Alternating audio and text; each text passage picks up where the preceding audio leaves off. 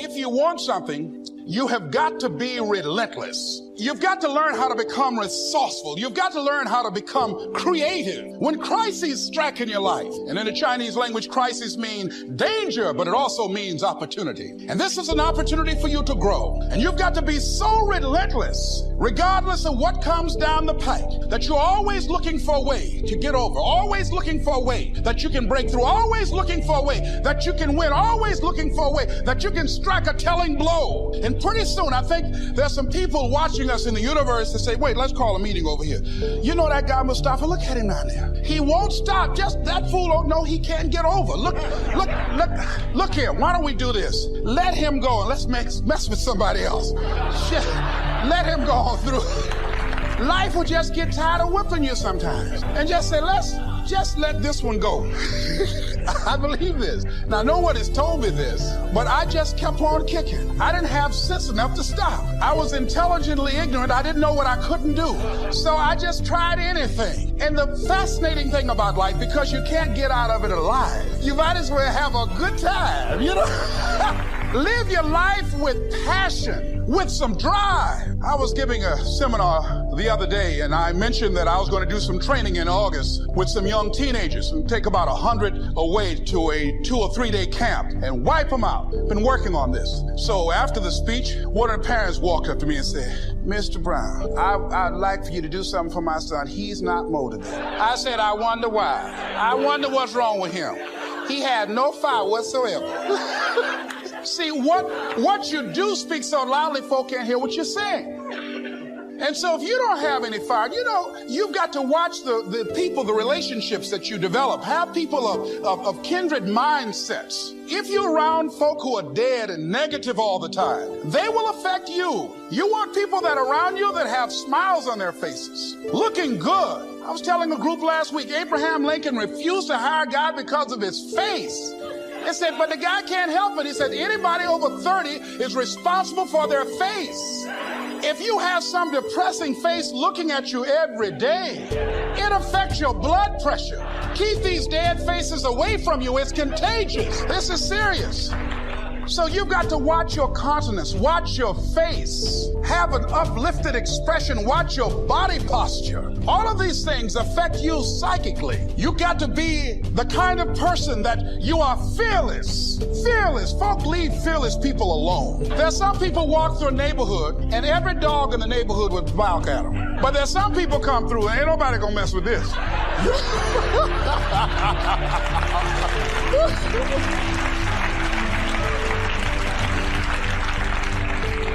You are unstoppable. And because you are unstoppable, because you've got power that you haven't even begun to use yet, you owe it to yourself to release your brakes. How many of you have the experience of pulling out of your driveway and you mashed on the accelerator and the car was just going, it couldn't move. And you mashed harder and it couldn't move. And then you discovered you had your emergency brakes on. And then you release those emergency brakes and it goes, choo! Have you ever had that experience before? Most of us go through life with our brakes on, holding back, not giving all that we have, not sharing all of ourselves. Most of us go to our graves still holding on rather than releasing it. What are some of those things that keep us from releasing it? Because of past experiences, past defeats, past pain. We look back, well, it didn't work out then. It probably won't work out now. Many people get confused their performances with who they are. Here's the next one. Philosophy that helped change my life. It's not what happens that determines your life future. It's not what happens that determines your life future. It's what you do about what happened. All of us are in like a little sailboat, and it's not the blowing of the wind that determines your destination. It's the set of the sail. So jot this phrase down. It's one of the best to understand. Kids need to understand it. The same wind blows on us all. The wind of disaster, the wind of opportunity, the wind of change, the wind when it's upside down, the wind when it's favorable and unfavorable. The same wind blows on us all. The economic wind, the social wind, the political wind. The same wind blows on everybody. The difference in where you arrive in 1 year, 3 years, 5 years, the difference in arrival is not the blowing of the wind, but the set of the sail. And that's what learning is all about, to set a better sail this year than last year. To set a better sail. The first 6 years of my economic life, I wound up broke. Second 6 years, I wound up rich. You say, well, the Democrats must have finally gotten power. No. It was not a political change. Here's what changed the second 6 years of my economic life. It was my philosophy that changed. The set of the sail of better thinking, correcting the errors of the past and picking up new disciplines for the future. That's all I had to do at the end of the first 6. Correct the errors of the past and then pick up some new disciplines for the future. And my total life changed. The second 6 years was totally different than the first 6 of my working life. And guess who can do that? Anybody. Now you can keep on the same path for the next couple of years as you have the past 2. But if you wish to, and maybe everything's okay for you and you don't need to, but if you need to make some changes, I'm telling you, you can start doing it today so that the next 2 years will be drastically different than the last 2. And anybody who wishes to do that can. And you can do it between ages 40 and 43. You can do it between ages 13 and 50. You can do it between ages 60 and 62. Any 2 years, any 5 years that you wish to drastically change from the previous 5, you can do it. If you wish to. Now, this isn't written. This is not a law. Here's what it's called, opportunity. But if you don't know you can change, if you don't know you can drastically change your income, change your future, change your health, change your marriage, change everything. If you don't know that, some people then go year after year after year after year not making much change simply because they didn't get to the class. They never read the book. They never went to the seminar. They never made the discovery. They didn't seek for the knowledge of how could I make my life better. And if you just rock along, I'm telling you it's okay.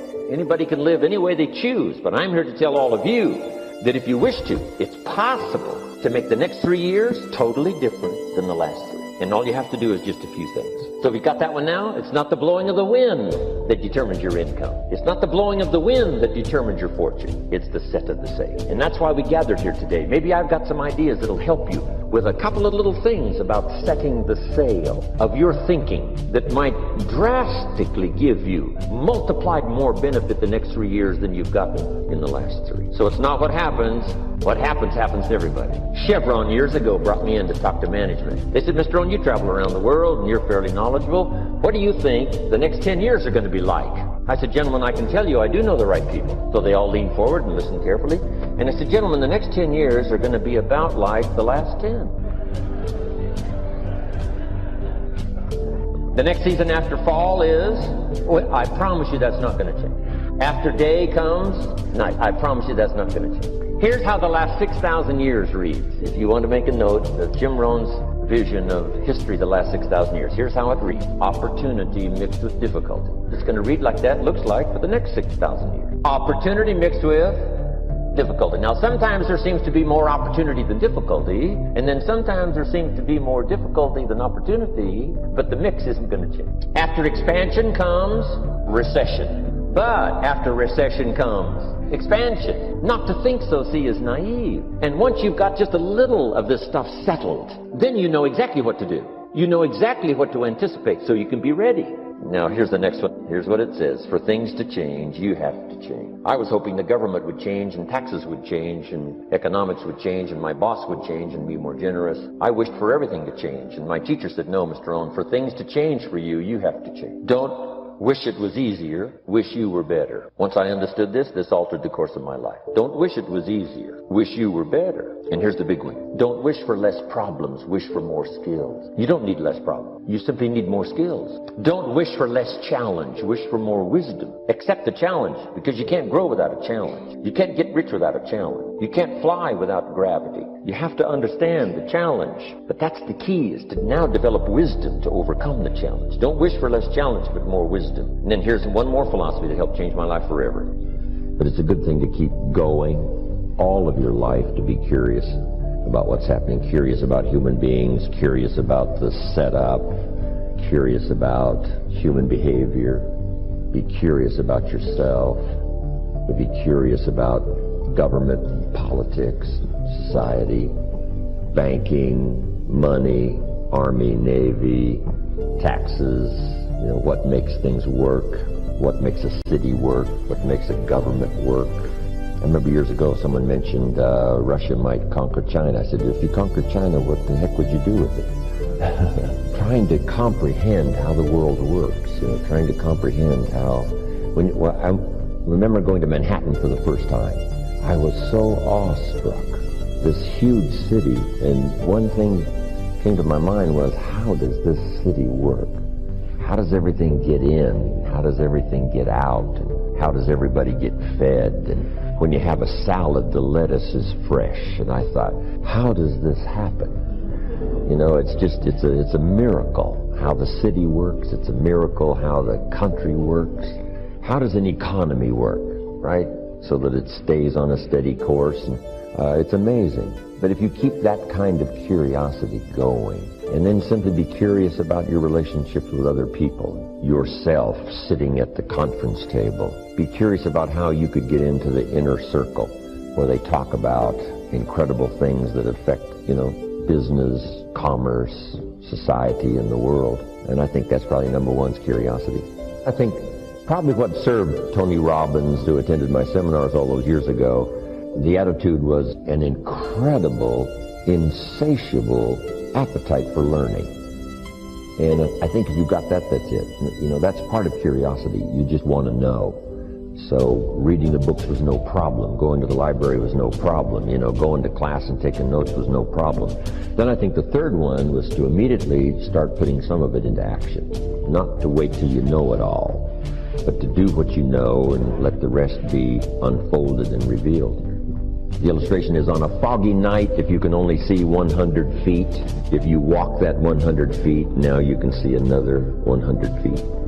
Take it a bit at a time. But for those components that really start someone on the road to success, I think that's it. Curiosity, appetite for learning, and willingness to put it all into activity right away. Then probably willingness to take constructive criticism, not put down the criticism. It's okay. But here's another way to consider. If you just added this, I'm telling you, it'd make you twice as powerful. Somebody says, wow, I'll consider that. So there's unique ways to say it, and then there's, the blundering ways to say it. But if you can get people to give them credit for what they're already doing, add a few more things, a bit of refinement, that's it. People willing to accept that kind of constructive analysis of how they're doing. Those are some good components. I asked two good questions, I think, that are really vital, especially for mature people. Number one, what's got you turned on? Question number two, what's got you turned off? Two excellent questions. Food for thought. Years ago, shortly after I met Earl Schoaf, I finally found out what had me turned off, and I got that cured. And I got enough reasons to get turned on. And from that day until this, no one has ever said to me, when are you going to get going? When are you going to get off the couch? When are you going to get started? I've never heard that since I was 25 years old. Once the fires were lit for me, they've never gone out. I've gone through my challenges from rich to broke and back to rich, and I've been through it all. But I've never had someone say, you got to get up from here and you got to get going. Never. And I don't really know how to teach it, and I really don't know how to explain it. All I know is if it ever happens, it's one of the great experiences of a lifetime. Get enough reasons to turn you on, and then just keep adding some more so that you never lack for emotional or physical vitality and spiritual strength to just keep going, to make your life as good as you can, go as far as you can, earn as much as you can, share as much as you can, be as much as you can to the people you love and care about, live as well as you can. If you once develop that thirst and the zest. But it's interesting, what's got you turned off and what's got you turned on. See if you can't cut loose from the stuff that's got you turned off. Maybe it's negative attitude, maybe it's poor thinking. I was so ambitious. Once I met Mr. Schoaf, found some new ideas that were life-changing. Profits are better than wages. It helped me become wealthy. Work harder on yourself than you do on your job. I'd never heard of that before. Success is something you attract by becoming an attractive person. It's not something you pursue. Wow. Those things really revolutionized my life. And I got so excited about now becoming successful. I knew then I was going to become wealthy and successful. But I think I was a bit overambitious. Some things I went for in the beginning cost me too much. If I'd have known what it was going to cost, I wouldn't have paid. But sometimes you just don't know till after. You think, oh, this is it. This is it. Sure enough, when you finally acquire it or reach that position, you look back and say, wow, I spent too much time, too much money. I let go some values that really are important to me that I forgot about or misjudged what it was going to cost. So I think we always have to look into the future and say, what do I want and what's that going to cost? There's two great words of antiquity everybody should learn. Here they are. One's positive and one's negative. And we studied a bit about that yesterday. Positive, negative. Here's the positive word from antiquity. Behold. That's the positive word. Behold the possibilities. Behold the opportunity. Behold the future and give it design. Behold and look at the chances you've got. Behold, spring has come. Behold, the day has arrived and the sun is shining and the shadows are fleeing away. Behold, the next person you can meet might be your friend for life. Behold, the next person might be a colleague forever. Behold, that's the positive word, behold. Now, here's the negative word, beware. Now I want to give you a sentence to jot down that's very valuable. Here's what it is. Beware of what you become in pursuit of what you want. Beware. All of our lives we have to deal with behold and beware. When a kid goes to school, it's behold the opportunity and beware the danger. Behold and beware. So beware of what you become, pursuing what you want. Some things I went for in the very beginning cost me too much. I got so obsessed with some things that I found out later the price was too big to pay. If I would have known better, I never would have paid. But sometimes we learn when? After. So don't become so obsessed with something that you lose your sense of reason or it costs you your friend. Don't be so obsessed with something that you compromise your virtues and your values. The story says Judas got the money. You say, well, that's a success story. No. It's true, 30 pieces of silver was a sizable sum of money, but it was not a success story. His name was Judas. Doesn't that ring a bell? It makes all the difference in the world. Judas got the money. Here's something interesting about the story of Judas. After he got the money, he was unhappy. Someone says, well, if you had a fortune in your hand, why would you be unhappy? And here's the key. He was not unhappy with the money. He was unhappy with himself. Here's a key phrase. The greatest source of unhappiness is self-unhappiness. It's not from outside the things that make us unhappy. The greatest devastating unhappiness is to be unhappy with yourself. Now, a mild form of unhappiness is construct. The desperate form of unhappiness is destruct. It's like worry. We should all worry a little, but not let it destroy our lives. If you're in New York about to step off the curb in downtown Manhattan and the yellow taxi's coming, best you worry enough to get your feet back up on the curb, lest you get yourself wiped out. So it's called caution, but not undue caution. It's called fear and worry, but not the worry that kills you, not the worry that destroys you.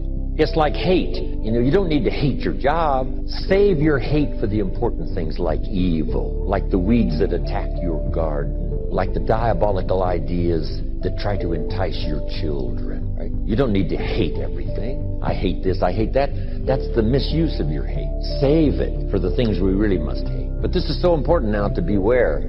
Judas was so unhappy, he tried to take the money back. They said, heck with you, we got what we wanted, you got what you wanted, out. They threw him out with his money. Now he becomes so desperate, he goes out and hangs himself for what he did. He became a traitor. So that's the caution now. If Judas could speak back to us in any kind of clear language, here's what he might say. Beware of what you become in pursuit of what you want. Don't sell out. It's not worth it. The whole balance, I think, is important all of your life. For our kids, so much learning and so much play and so much education and so much time off. And you have to just not overload kids with too much time to learn. A little change of pace. Back when I went to school, we called it recess, right? You can't stay at it, like hour after hour. You have to take a little break and take some time. But it's true as an entrepreneur. It's true in a sales career. It's true for a minister of a church. Whatever you're in is to find that balance of working hard so that the job gets done, but also taking the time. I used to work hard and think, wow, I should have my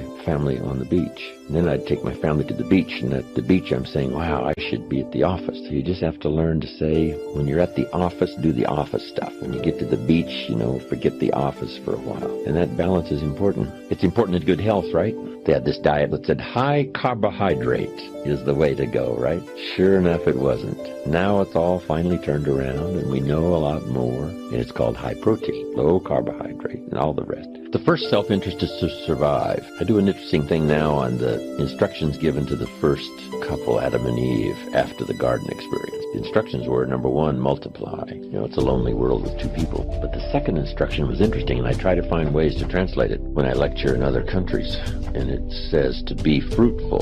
fruitful or productive, first you need to produce enough to survive. If a man is by himself and he produces enough for himself, that's called self-care. Then, if he wants to live a higher life, a companion or get married, he now must produce enough for himself and his wife. Somebody says, well, why work that hard when you can just take care of yourself? That's okay. This is not a moral question. This is a question of, do you wish to live a higher life, a better life? And almost everyone would agree that would be a better life, to be with somebody.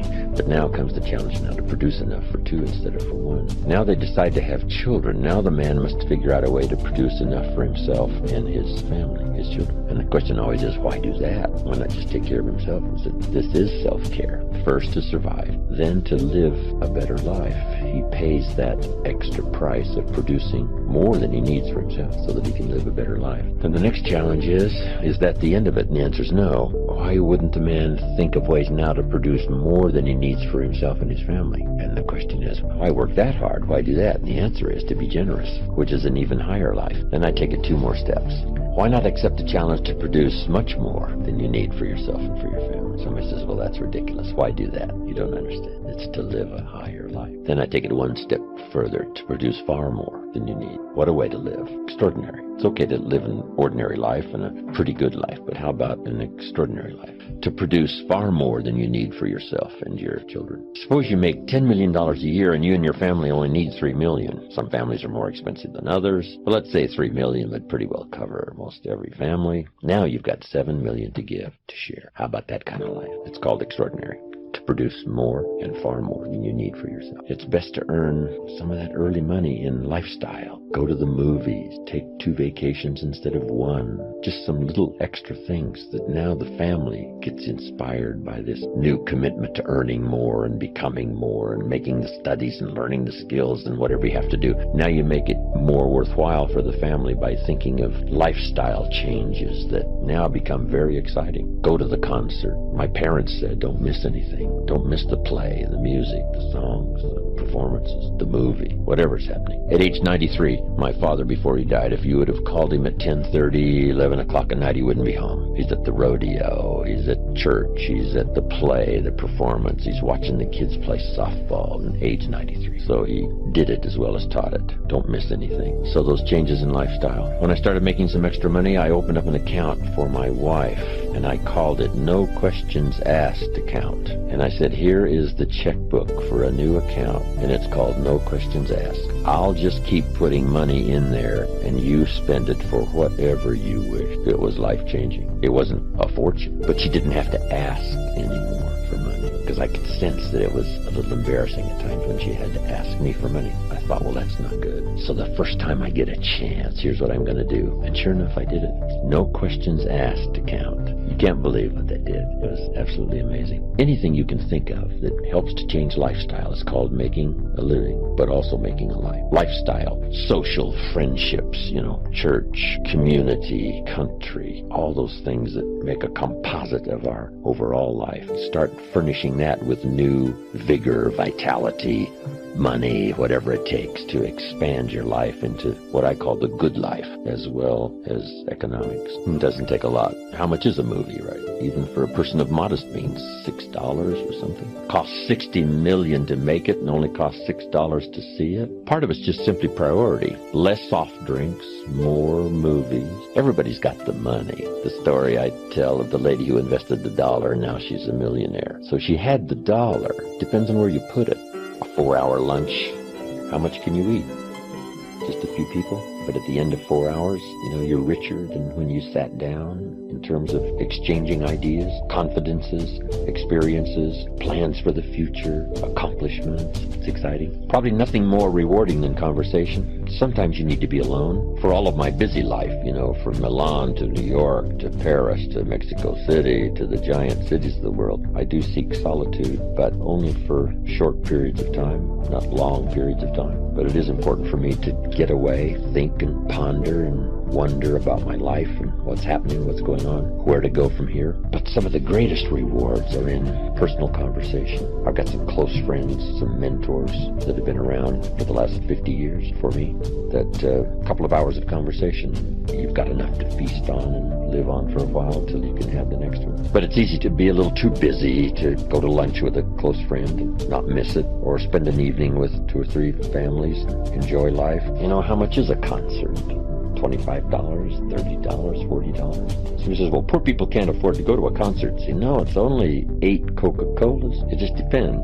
So you save up your soft drink money and you do some special things. So lifestyle to live well doesn't cost a fortune. All it costs is paying attention. Then the little dramas. I told a story about calling my father after my mother died. My father lived another 8 years, and he spent 1 more year out on the farm, which I still have up in Idaho, where I make a little wine and grow a few crops and live the good life overlooking the Snake River. But my father spent 1 more year the nights, and then he got a little lonely, and so I got him a place in this little farm village close by, so he could at least go there, spend the night, have breakfast, and then jump in his car and go back to the farm. And then there's a place close by called the Decoy Inn, little cafe, where my father most every morning would have breakfast with the farmers. So I'd call him while he's having breakfast. Just takes 10 minutes. Papa, I'm in Israel. And they'd bring him the phone, and we'd have this conversation. And he'd talk real loud so they could all hear the details. They gave me a reception last night on the rooftop. He'd say, reception on the rooftop,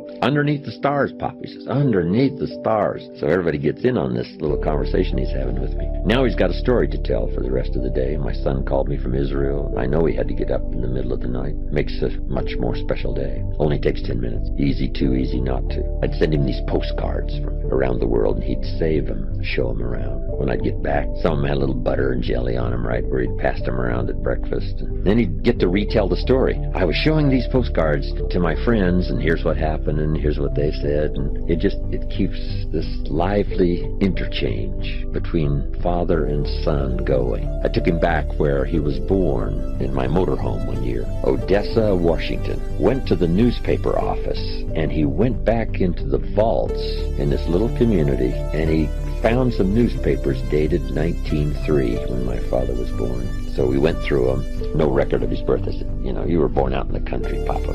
No record of your birth here. Like me, I was born at home. Then we went back to Wheeler, where he last went to school, when they had a place in town. They used to have a dry wheat farm, a couple of thousand acres in Moses Lake. But we went back to Wheeler, where he last went to school. He used to arrive early, before the teachers got there, and lit the fires in this old stove, 1 or 2 room school.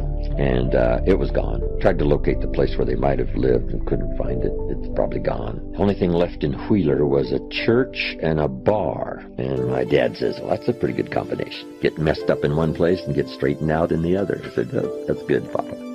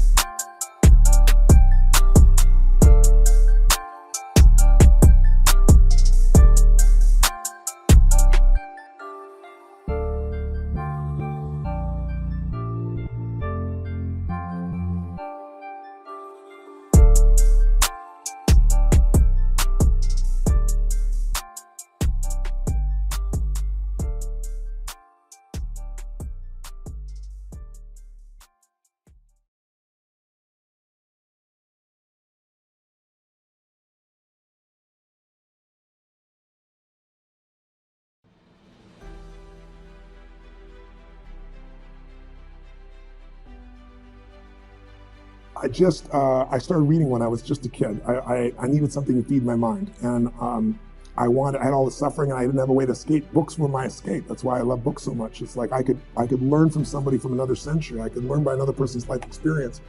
And then I started to do some speaking and touching people that way. But honestly, it's never been motivation for me. It's always been strategy, because motivation without strategy is like a warm bath. You know, you should take a bath or you're going to be dirty regularly. You need inspiration, but it's strategy too. But I know you're never going to hear the strategy unless we can move you. I mean, I do a weekend that's 50 hours. So Oprah comes and says, Tony, I love you to death, but no one sits for more than 3 hours. I can't do it. And 12 hours later, she's standing in her chair, looking at the camera going, this is one of the greatest experiences of my life. Or Usher, comes to me and says, Tony, I can't do 50 hours, dude. I just can't. 50 hours later, he's like, I laughed my ass off. This is one of the most incredible experiences of my life. So I've learned a way to refine the process to move people so that they act. If you just get pumped up, what good does it have? So this book is all these specific strategies. Here's what to do. Here's what Ray Dalio says, largest hedge fund on earth. I say to him, don't inspire me.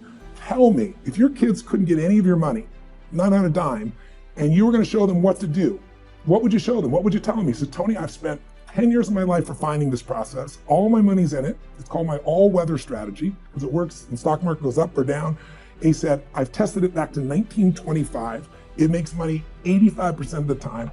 So he tells me the strategy is quite complex. And when you show it to the average financial person, they go, oh, that'll never work, because they're not Ray Dalio. They haven't figured out $160 billion to manage. It takes $5 billion 10 years ago net worth and $100 million for him to talk to you. Now he won't do that for any amount of money. But he spent 3 hours with me. At the end, he shows me this formula. I said, you know what? This is great, but you showed me how to make a chocolate cake. It's very inspiring. You said use some chocolate, use some sugar, but I need the actual numbers, or no one's going to be able to act on this. They're never going to figure this out on their own. And he said, Tony, that's my secret sauce. So that's how I get billions of dollars. I said, yeah, but you've not taken money in 10 years. I said, you're a generous man. You've given, half of your net worth you're going to give away? Give me the formula. Give it to me. Just tease it. He gave it to me. It's in the book. It's one of the formulas. And when you test it, over the last 75 years, it's been successful 85% of the time, year by year. And the times it's lost, it only lost 1.6% on average. The biggest loss was less than 4% in a world where the markets go up 50% down, back. This book's going to make people money. It will make people money. The beautiful part of it is they don't have to pick Ray. They can decide who they want to follow, because I give you the strategies of all the best people. The energy. Do you ever lose your energy? Do you ever get down? Well, sure. I get exhausted. I get mad. I get tired. I'm a human being, but it's like an athlete. You built your muscle, so it's there for you. It doesn't last. What used to last when I was a kid, a month might last me a few minutes or an hour, something of that nature. Don't ask for it to change out there. Ask for you to change here. Don't ask for a more favorable wind. We call that naive. Don't ask for better seed, better soil. This is the only planet you got. Just ask that you can get wiser and stronger and better, and be able to take care of your own responsibilities. Get better. Learn how to handle the seasons better. Let's go through them. Just get better at handling the winters. You can't change the winter. You can't change the seasons, but you can change yourself. You say, well, what can I do about the upcoming winters of my life? The challenges that I know I'm going to face. Here's what you can do. You can get wiser and stronger and better. Just make a list of that trio of words. Wiser, stronger. Go home smarter than you came. Go home with more ideas than you came with. Next, get stronger. You can develop the muscle. You can develop the courage muscle. You can develop the inspiration muscle. You can develop the dedication muscle. You can get stronger. There isn't anybody here that can't get stronger. Next time we see you, may not even recognize you. How strong you're going to be able to become in language, in style, and personality, the ability to cope, the ability to handle with anything that happens, no matter what happens. And the third one is get better. We can all get better. I've gotten better. First talk I gave, I stood up, my mind sat back down. But here's the secret to my success. I stood up and did it again. I stood up and I did it again. And I did it again, and I did it again all those many years ago. I did it when I was scared, and I did it when I didn't want to, and I did it when I was ill. And I did it when it didn't work well, and I did it when they didn't appreciate it, and I didn't a lot of times when I didn't know much what I was doing. I just did it anyway. And now, all these years later, I'm asked to walk on this stage with the greatest introduction I've ever had, greatest response and welcome I've ever had, the greatest opportunity I've ever had to touch this many lives with a mixture of words and heart and soul. I got better. I got better day by day and week by week and month by month, and I'm asking you to do the same thing until you can develop a long arm and a long reach until you can develop influence that won't quit. Touch people next year you couldn't touch this year. Touch people now you couldn't touch before. Conduct a meeting now you couldn't conduct before. Heart and soul now mixed in there that wasn't there, missing before. I'm asking all of you to get better in spite of the winters, in spite of the downturn. The money downturn, the social downturn, the personal downturn, whatever it is. Just get stronger, get better. The key is not to wish for a better winter. The key is to wish for more strength, more wisdom, more courage, get better, get wiser, get stronger. So, if you own your failure, you'll own your success. So what is personal growth? You know, I think about entrepreneurship. Some of us are in this to do social good and make money. Some of us are into this for political causes and make money. Some of us are just here to make money. But we all have different motivations. So we all define growth differently. Sometimes it's social to me, it could be personal, it could be financial, could be a bigger house, a bigger car. Whatever it is, we all define it differently. But what is common about growth? If you do tomorrow what you did today, you will get tomorrow what you got today. Benjamin Franklin. That is the definition of not growing, isn't it? If you do tomorrow what you did today, you didn't grow, did you? Then you get tomorrow what you got today. You didn't grow, did you? So, there it is. If you do it the same tomorrow, there's no growth. If you attain the same result tomorrow, there's no growth. So how do we get better? Every day, every hour. How do we find those resources? How do we find the energy, the knowledge to do that? That's what I want to talk about. So I want to change your mindset. Insanity, you've seen this before, is doing the same thing again and again, expecting a different result. You know, years ago, I used to own 17 restaurants and bars in a bunch of states. And every September, I'd go to the property, and the GMs would make a presentation and give me their business plan for the year. And I'd read through the business plan and would say, oh, going to raise sales by 20% in 6 months. Awesome. Tells me breakfast, lunch, dinner, late night, booze, wine. I'm in. Then next year I come back. 20% in 6 months, lunch, breakfast. And I realized, wait a minute. This is the same shit I read last year. Said by the same people who said it last year, and I'm supposed to get on a plane and feel good about this. So what does 20% in 6 months mean? Well, does anything happen next month? What about 2 months from now, 3 months from now? When does something happen? Not till the last day. 5 months and 29 days, I gotta sweat bullets. What the hell does 20% in 6 months mean? How do you get your arms around that? How do you turn it into something that's meaningful in business? So, open your mind and play with me for a moment. What business are you in? What business do you want to be in? Retail, customer service, consumer, B2B? What business are you in? I love it when people say, oh, I'm in retail, I'm in medical devices, I'm in, every one of these is wrong. You see, it doesn't matter what business we're in. We don't sell products, we don't sell services, we don't sell advice, and we don't sell solutions. All of that is textbook bull. Everything we do is a process, never a result. That process must establish an emotional reaction. That reaction is our product. So, let me be a restaurant guy for a minute. The cook in the kitchen is making an entree, right? He thinks that's the product.